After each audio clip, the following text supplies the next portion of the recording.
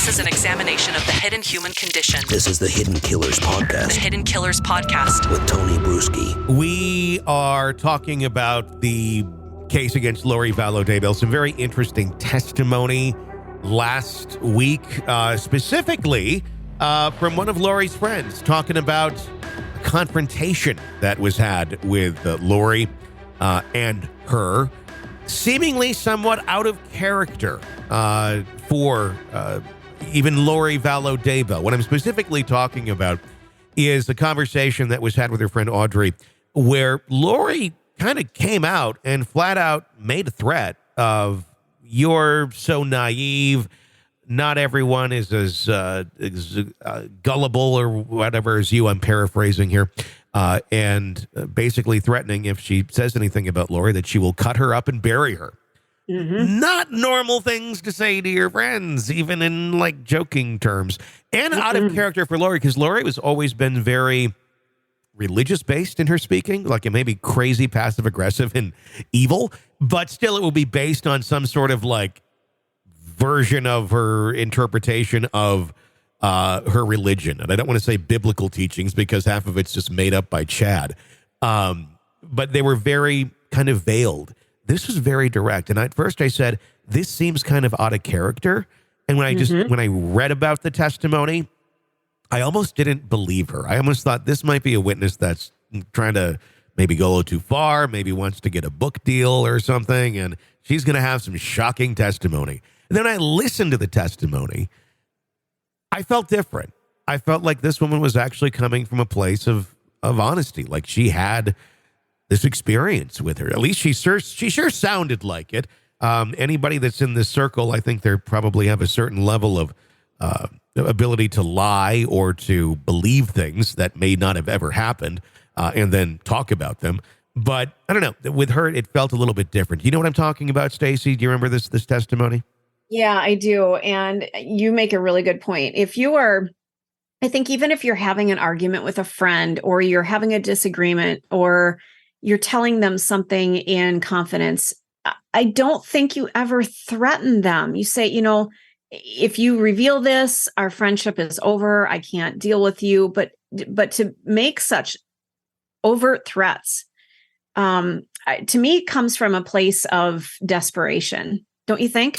I would think so. I mean, and what's creepy about it is the way that she described murdering her friend directly to her face is actually kind of the way one of her kids were killed. Dismembered, melted in a bucket, and, buried in the pet cemetery. So actually, it's a little too graphic and a little too specific to just be, "I'll fucking kill you if you do this to me." Mm-hmm. It's one thing to say, "I'll kill you, man." Yeah. It's another to have a description of how you would do it. Yeah. To go into that grade of detail was a little weird. We got a caller that wants to comment on it. Yeah. My name is Amanda Hazelton. I'm in South St. Paul, Minnesota. And I'm just calling. I just listened to the episode that was talking about the testimony of, her first name was Audrey, regarding those threats that Lori supposedly made against her.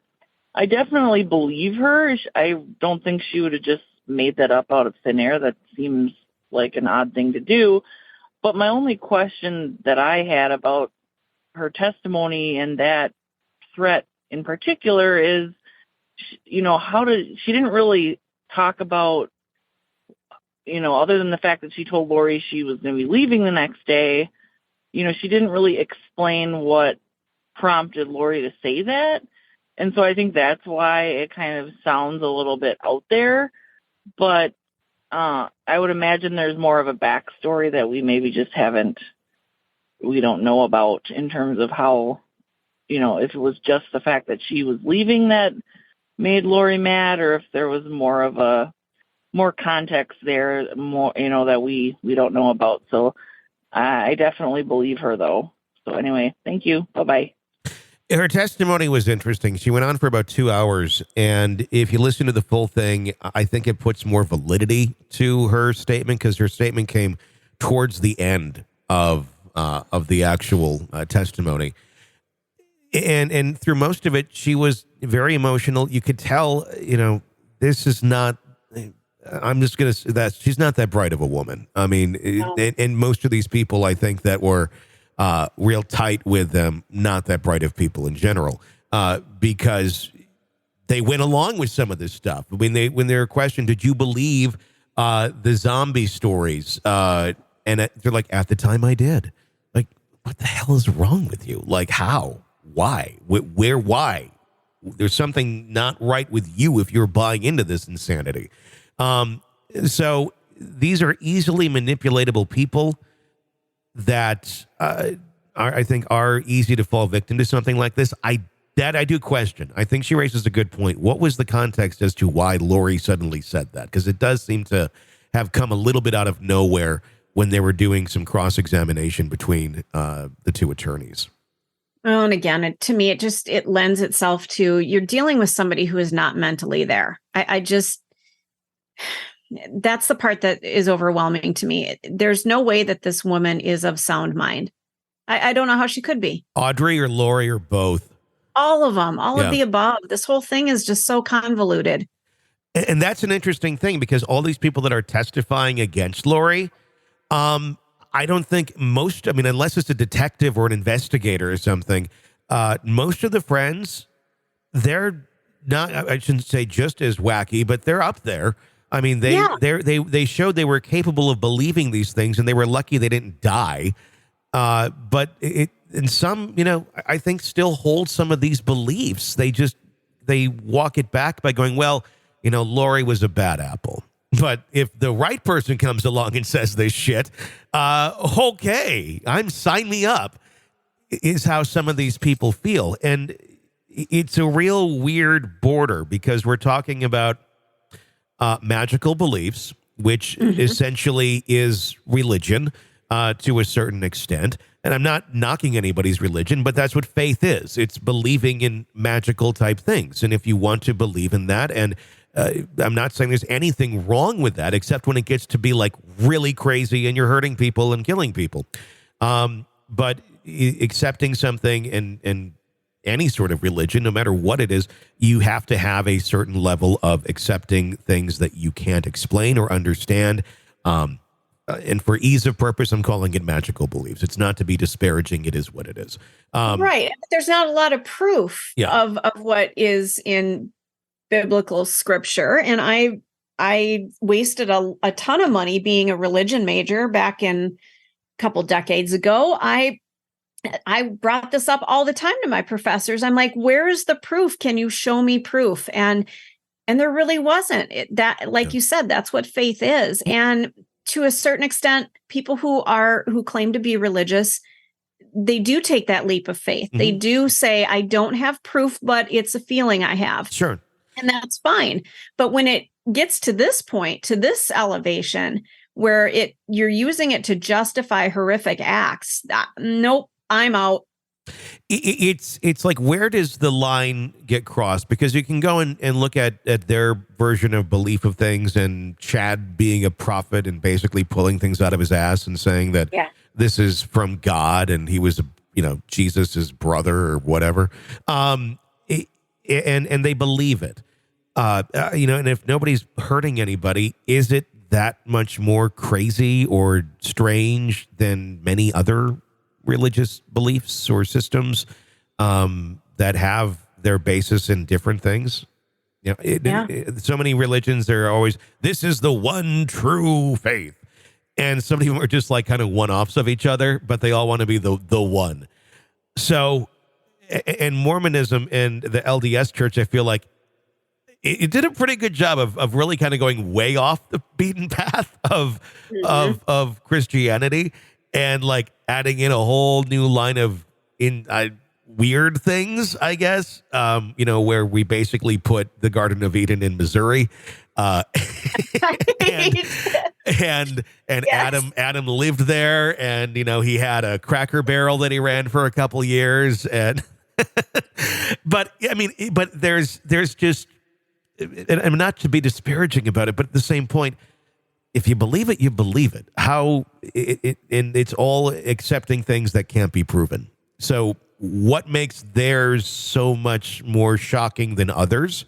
I mean, I guess it's the murder. aspect of it. But prior to the murder, these people got together, they talked, they commiserated on the things that they believed in, and people do this every day, all over the world, all over the country. How is that to sound like a cynic, how is that any different than, and we've talked about this in other podcasts, but how is it any different than people who show up at a certain facility wearing the same clothing and they're screaming and yelling and rooting? I'm talking about football. Yeah. I mean, to a different extent, it obviously a different universe here, but we all kind of believe in the same things. We feel comfort being part of a group. There's nothing more sacred than walking into a football stadium and everybody's wearing the same color, but then you see that one heathen over there wearing the other color of the other team, and you're like, you're evil. And it's just weird how our minds go to this other. I should caution everyone because, yes, this is how people in Wisconsin think about football. So everybody in every other state's like, I'm in Denver. I don't feel that way about right. Well, if you go to Green Bay, yes, that is pretty much the attitude. It is, but it's a fascinating psychological experiment because it is just a game.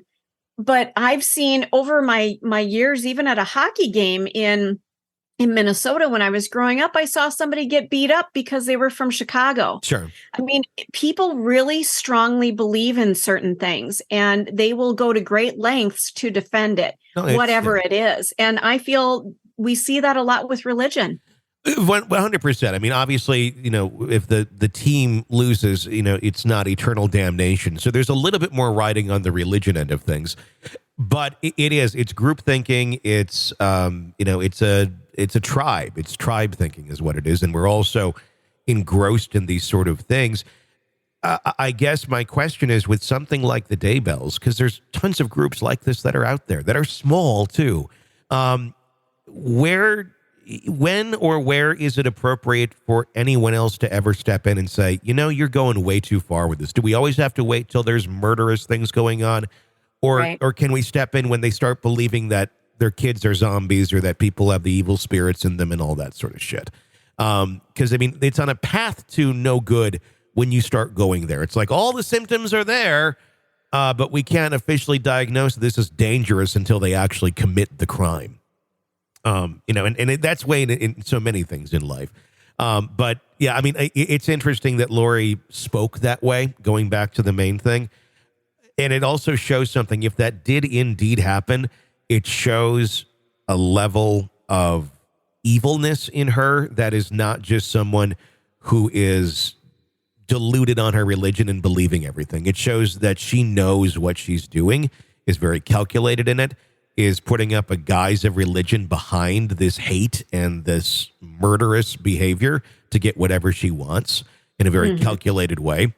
And I think it does not bode well for her whatsoever because it shows a more collected, calm, and calculating version of her to do whatever she wants and remove whoever she wants simply because she wants that, not because Scripture told her or a voice told her. It's because it's what she wants. Yeah. And that makes it a lot more scary, I think. I can almost understand the religion version of it where she's just kind of brainwashed and thinking these are the right things. Obviously guilty as hell if we're doing it either way. But it's more understandable that way. It's scarier when the person that's not an option, that's not the thing that's driving them. It's just them that's evil like that. That to me is even spookier. So I totally agree. Thank you for that thoughts. Our phone number, if you want to weigh in, 888-5-KILLER. This is an examination of the hidden human condition. This is the Hidden Killers Podcast. The Hidden Killers Podcast. With Tony Bruschi. 888-554-5537. In case you don't do the words, 888-554-5537. 888-5-KILLER to remember it even easier. To weigh in on any of these topics. We'd love to hear from you. Be sure to press subscribe wherever you download podcasts. You don't miss any breaking updates or discussions on the cases that we're following. I'm Tony Bruschi. Stay with us.